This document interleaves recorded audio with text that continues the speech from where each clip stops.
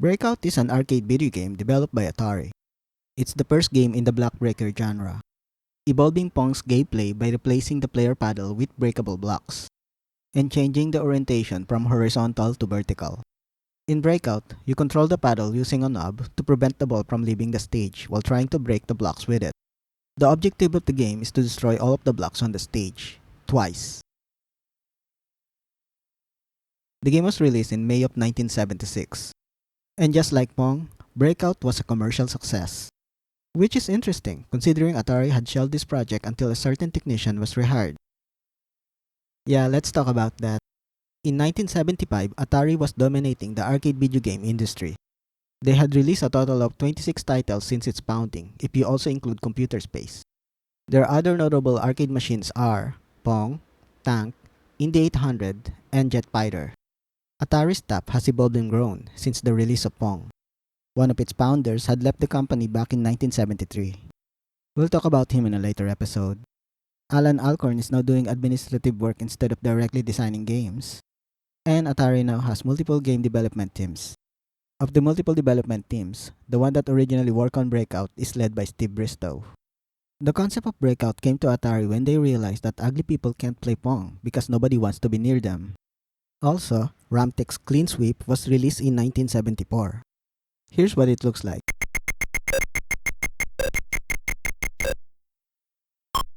Anyway, Bristow's team completed Breakout's prototype with, let's just say 150 chips. But that's a problem, because they just noticed that arcade goers are now moving away from ball and paddle games.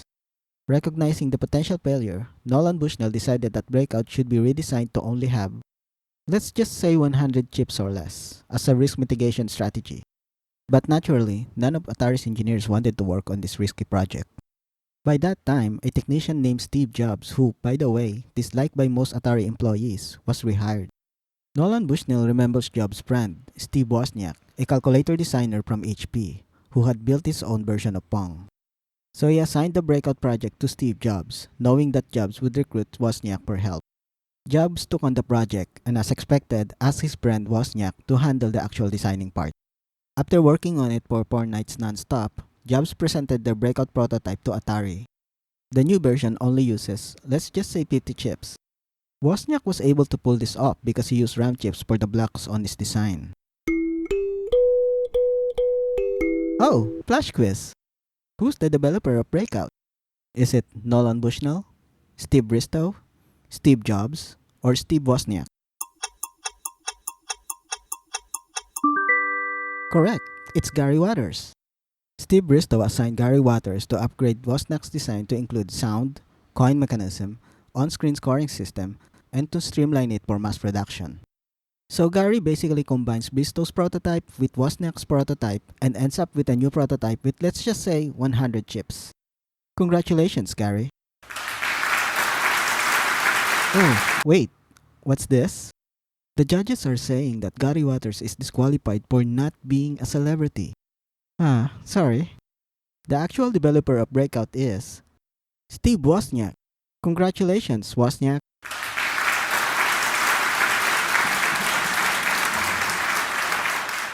Yeah, this whole scenario is really bizarre. It feels like time and space were altered somewhat. And while researching about this whole topic, I kept encountering the phrase Reality Distortion Field. It's really spooky. And I know I should just continue with Breakout's review, but I feel really compelled to talk more about these two anomalies, Steve Jobs and Steve Wozniak. So we're gonna temporarily pivot to that now. But be aware that the information that I'm about to present to you is inaccurate, because the conflicting sources have exaggerations and deliberate omissions concerning the specifics of this topic. And so, as a YouTube essayist might say, take it with a grain of salt. Okay, let's begin. The Adventures of Steve Wozniak and Steve Jobs. In 1971, in Santa Clara County, California, there was this high school kid named Bill Fernandez. He's friends with Steve Jobs, a high school student who likes tinkering with electronics, likes to play pranks on people, and whose name is Steve. And it's also important to note that Steve Jobs had worked part-time selling surplus parts at a local surplus parts dealer, and is partially involved in the ongoing counterculture at that time, the hippie movement. Bill is also friends with his neighbor, Steve Wozniak, a college student who likes tinkering with electronics, likes to play pranks on people, and whose name is Steve. And it's also important to note that Wozniak is a computer whiz. He designs computer and writes software in his freshman year in college. So, of course, Bill introduced them to each other, and it's the start of a beautiful friendship. In 1972, the Steves built and sold these illegal devices called blue boxes. Blue boxes were used back then for phone line hacking, or pricking as it's called. It's a rabbit hole on its own, so just watch Unboxing Steve Wozniak's Blue Box and other related YouTube videos if you're interested. Wozniak built the blue boxes and Jobs sells them for $150 a piece. They sold over 200 blue boxes, only stopping after a customer robbed them during a sale. Steve Wozniak probably used some of the money that he made from that covered side hustle to buy his HP 35, the world's first handheld scientific calculator. Also that year, Steve Jobs entered college, but not at Berkeley where Steve Wozniak is studying, but at Reed, a liberal arts school, mainly because of the hippie movement. At Reed College, Jobs befriends a senior student named Robert Friedland, the school's very charismatic student body president. Friedland and Jobs kind of had a mentor-mentee relationship. It's actually Friedland who taught Jobs about the Reality Distortion Field. Anyway, in that year, Steve Jobs tried LSD for the first time. This changes Steve Jobs' class from English student to full-blown hippie. In 1973, Steve Wozniak ran out of money for college, so he started working at Hewlett-Packard as a calculator designer. This changes Wozniak's class from engineering student to just nerd. But a happy nerd, because as an HP designer, he has access to HP's electronics parts closet, which he will surely take advantage of for all of his personal projects. This year, he took some parts from the closet to build his very own Pong machine. An impressive feat, considering Pong had only been out for a year and he had already cloned it. Meanwhile, Steve Jobs, the hippie, dropped out of college because he perceives the education being offered to him as meaningless. Man. So he just became a dirty campus hippie, auditing the classes that he's interested in. Jobs survives by returning Coke bottles for money, and he sometimes earns a bit more money for repairing equipment for the school psychology department. He also got weekly free meals at the local Hare Krishna temple. Jobs probably worked at Robert Friedland's apple orchard on the weekends at that time, a farm an hour's drive away from Reed. And Friedland went to India that summer break.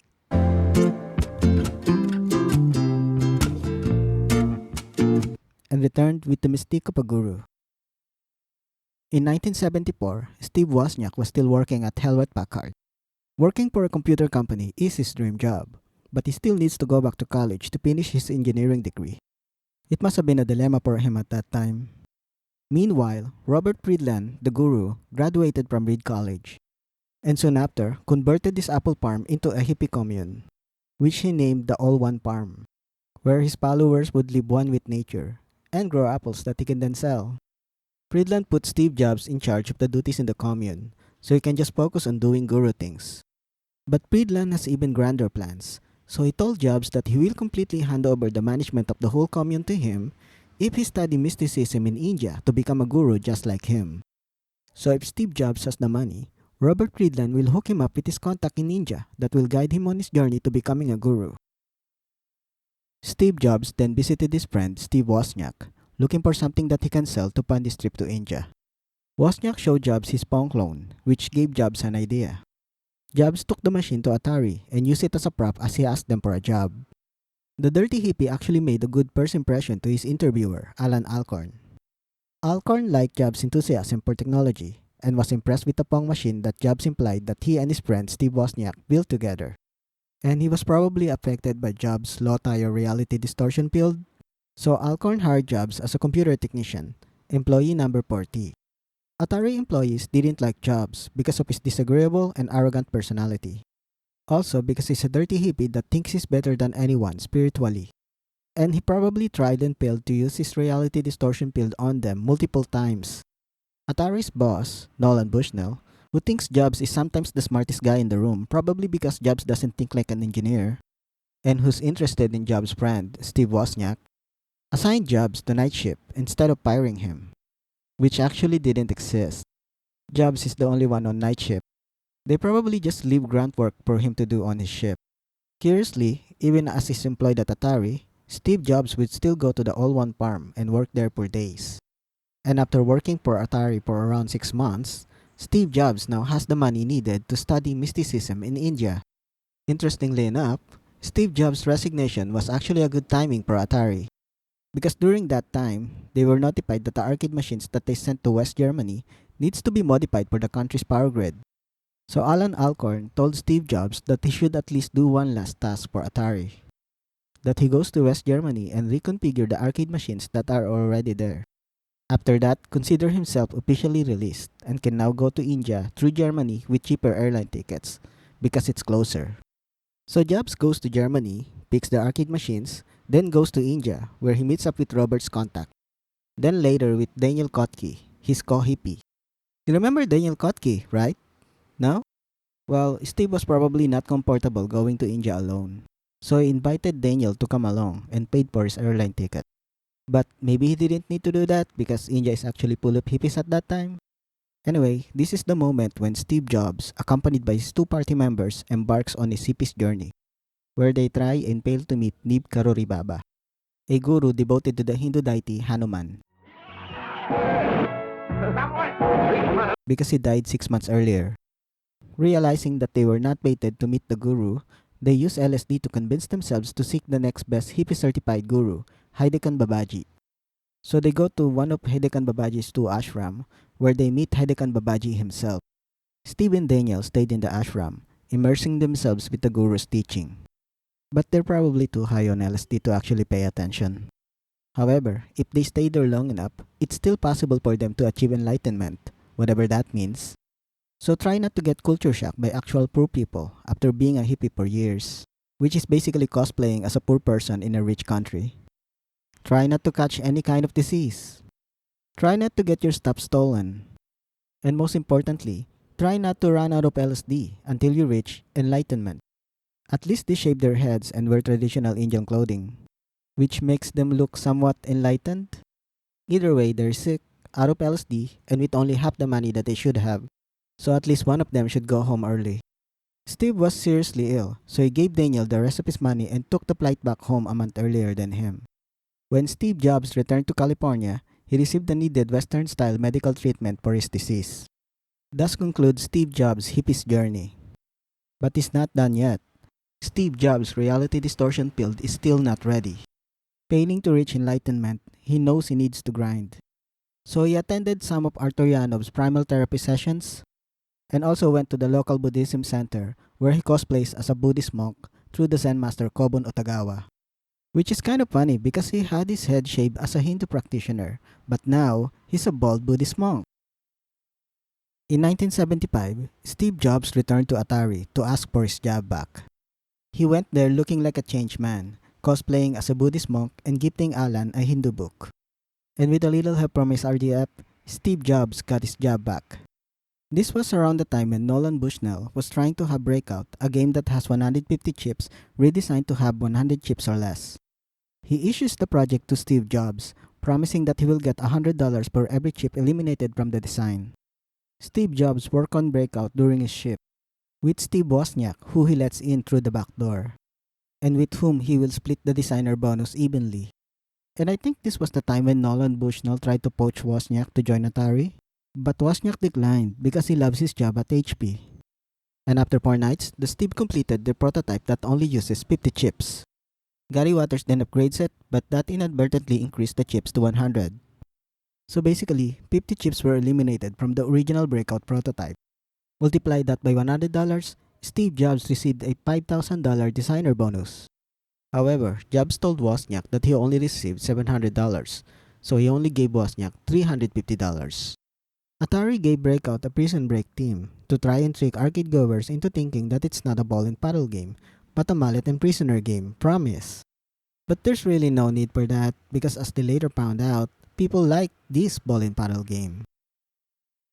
Later that year, Steve Wozniak, using parts from his Spawn clone, built his own TV terminal, a glass teletype terminal that uses a TV set as the display output. He did this because he wanted to try to connect to the ARPANET, the precursor of the internet, and play chess against a computer online. Now, terminals look like this, but don't be fooled, terminals are not computers. I guess I need to explain this. Okay, let's begin. Computers in 1975. Terminals. A terminal is not a computer. Think of it as a monitor and a keyboard connected to a circuit board that is then connected to a mainframe computer. Mainframe. A mainframe is a computer the size of a fridge. Mainframe computers are designed to support hundreds of terminals.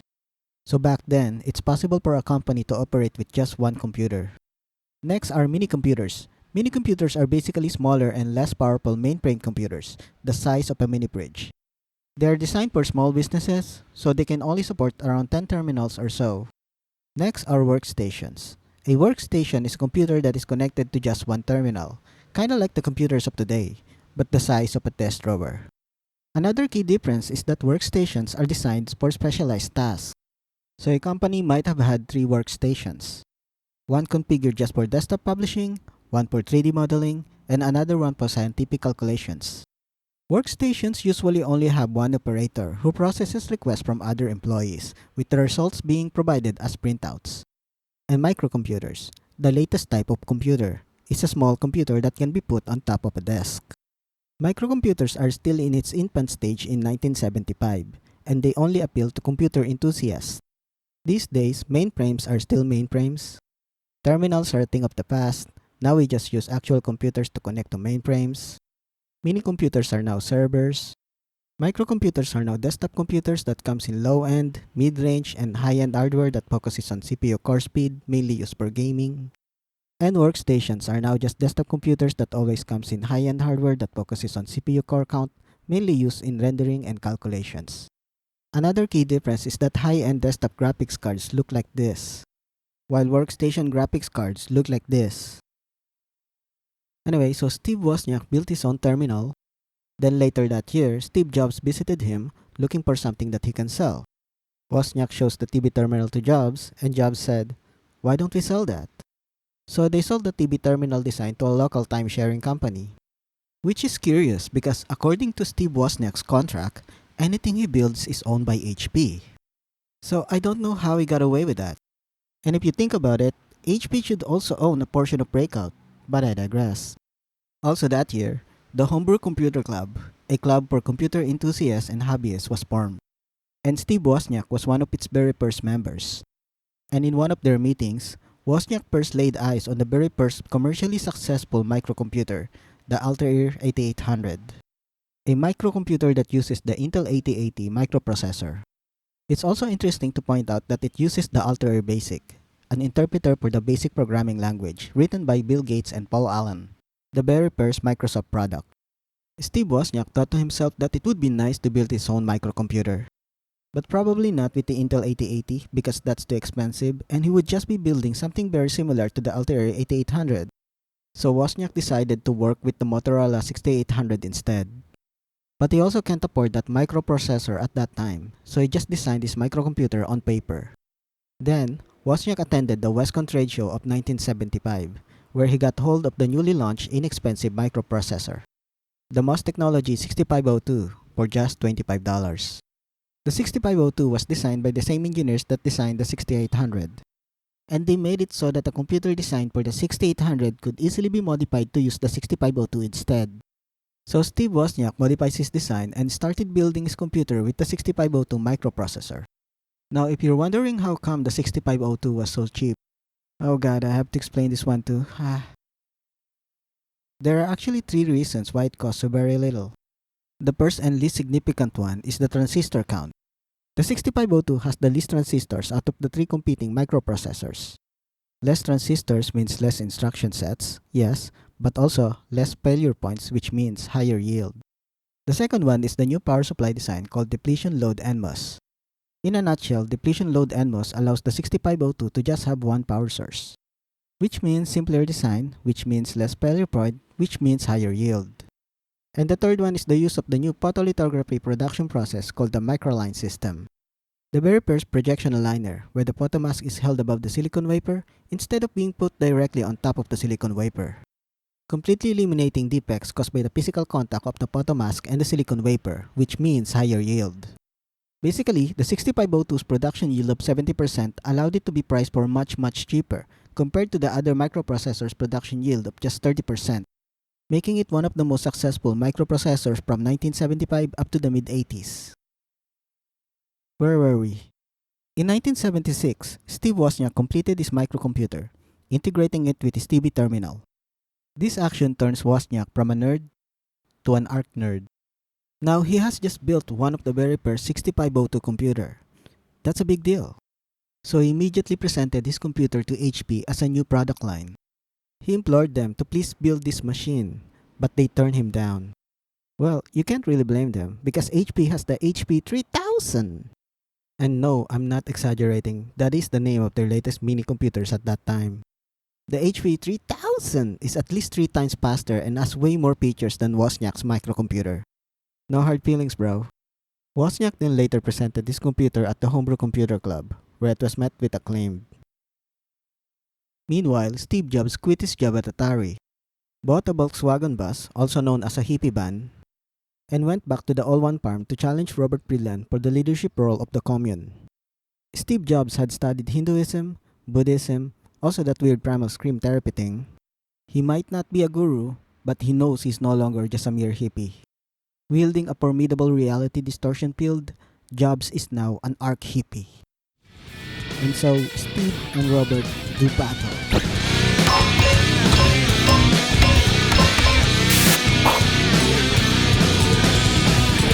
At first it looks like a tie, but slowly it became apparent that Robert's idea is dominating the battlefield. But as Steve was about to lose, he remembered the friends that he made along the way. But this is Steve Jobs we're talking about here. Yeah, that anime cliche is not compatible with his character. And so, Steve lost. However, Robert told Steve that he has proven himself to be worthy. So he still made him the new leader of the commune. Steve Jobs led the commune from that point on. But since he didn't beat Robert, Robert still gets to keep most of the farm's profit. Robert still lives in the commune, but now leaves from time to time to do some minor things.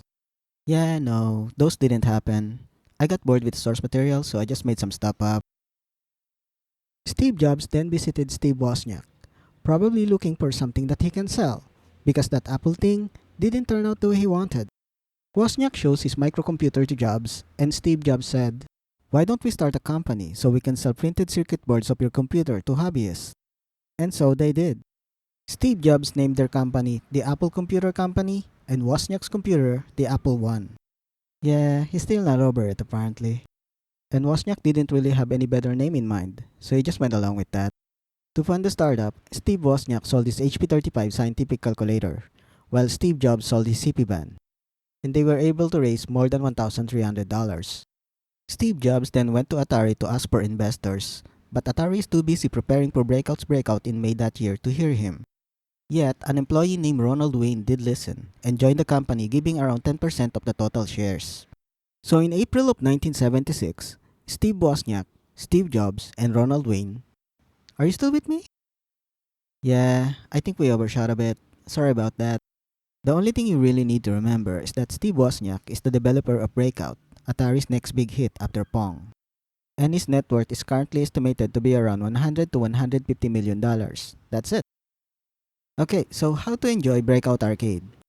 If you're in an arcade and you feel like playing Pong, but you don't have a friend with you, and you're ugly so no one wants to be near you, yeah, just play Breakout.